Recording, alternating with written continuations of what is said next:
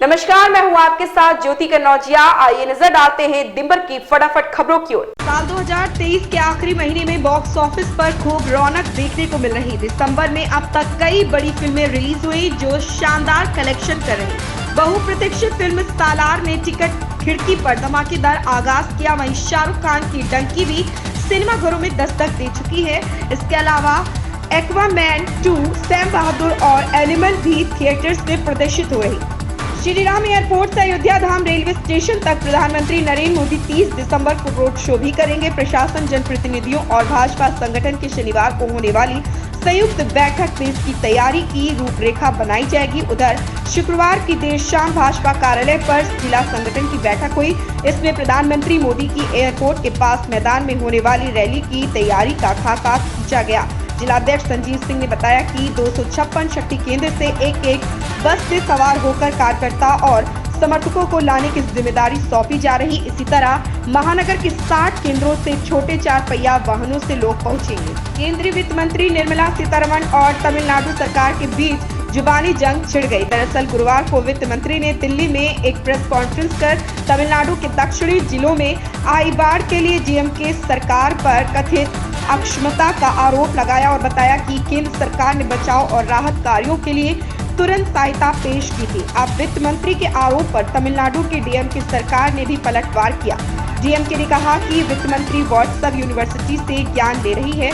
वित्त मंत्री के आरोपों पर डीएमके के प्रवक्ता ए सर्वानंद ने तंज कसते हुए कहा कि अगर निर्मला सीतारमण भाजपा नेता के तौर पर बोल रही है तो उन्होंने व्हाट्सएप यूनिवर्सिटी से जानकारी ली होगी। भारतीय पहलवान बजरंग पुनिया ने भारतीय कुश्ती संघ के नए प्रमुख संजय सिंह के विरोध में अपना पद्मश्री पुरस्कार लौटा दिया। उन्होंने सोशल मीडिया पर इसकी जानकारी दी। बजरंग ने पद्म पुरस्कार लौटाने का ऐलान करते हुए भारतीय प्रधानमंत्री नरेंद्र मोदी को खत लिखा है। इस खत की फोटो सोशल मीडिया पर शेयर करते हुए बजरंग ने लिखा, मैं अपना पद्मश्री पुरस्कार प्रधानमंत्री जी को वापस लौटा रहा हूँ।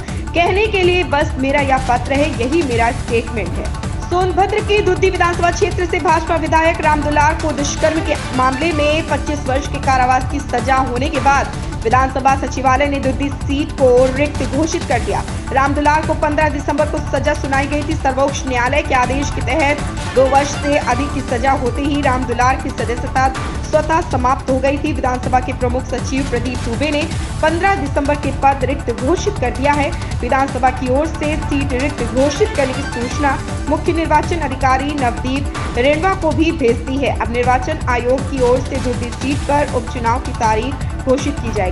मौसम विभाग द्वारा पूर्व में दी गई जानकारी के अनुसार पश्चिमी राजस्थान के सीमावर्ती इलाके में बूंदाबांदी और हल्की बारिश होने से सर्दी का असर तेज हो गया। शनिवार को प्रदेश का मौसम शुष्क रहने का अनुमान है। कई इलाकों में सुबह कोहरे का असर देखने को मिला। विजिबिलिटी 10 मीटर से भी कम रही।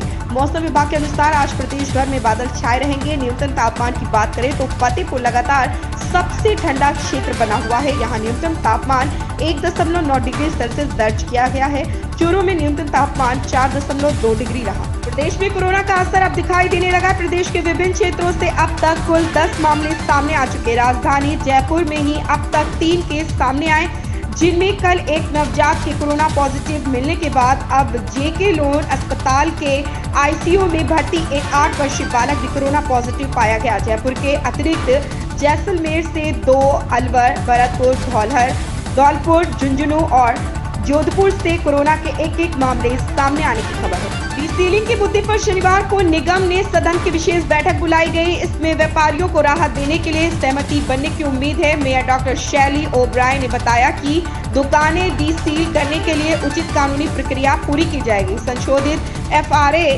फर्श क्षेत्र अनुपात को जांचा जाएगा। इसके आधार पर इनकी दुकानों को डीसील किया जाएगा। इधर नेता विपक्ष राजा इकबाल सिंह का कहना है कि डीसीलिंग के मुद्दे पर विशेष सदन की बैठक बुलाकर आम आदमी पार्टी झूठा श्रेय लेने व अपनी सियासी महत्वाकांक्षा पूरी करने का प्रयास कर रही है। रामलला की प्राण प्रतिष्ठा 84 सेकंड के सूक्ष्म मुहूर्त में होगी। पंचबार से मुक्त ये मुहूर्त भारत के लिए संजीवनी का काम करेगी। रामलला की प्राण प्रतिष्ठा भारत के विश्व गुरु बनने की राह को प्रशस्त करेगी। ग्रहों की अनुकूलता प्राण प्रतिष्ठा के मुहूर्त को संपूर्ण भारत के लिए कल्याणकारी बना रहा।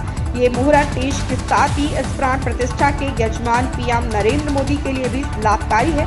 राम मंदिर में रामलला की प्राण प्रतिष्ठा के लिए देश भर से 5 मुहूर्त प्रस्तावित किए गए थे। राम मंदिर तीर्थ क्षेत्र ट्रस्ट ने अंत में गिरवाड़, वागधारणी सभा और काशी के विद्वानों पर अंतिम निर्णय छोड़ दिया। आसमान में आंशिक रूप से बादल छाए रहेंगे। सुबह हल्का कोहरा हो सकता है, दोपहर के समय धूप खिली रह सकती है, शाम होते ही मौसम बदल सकता है।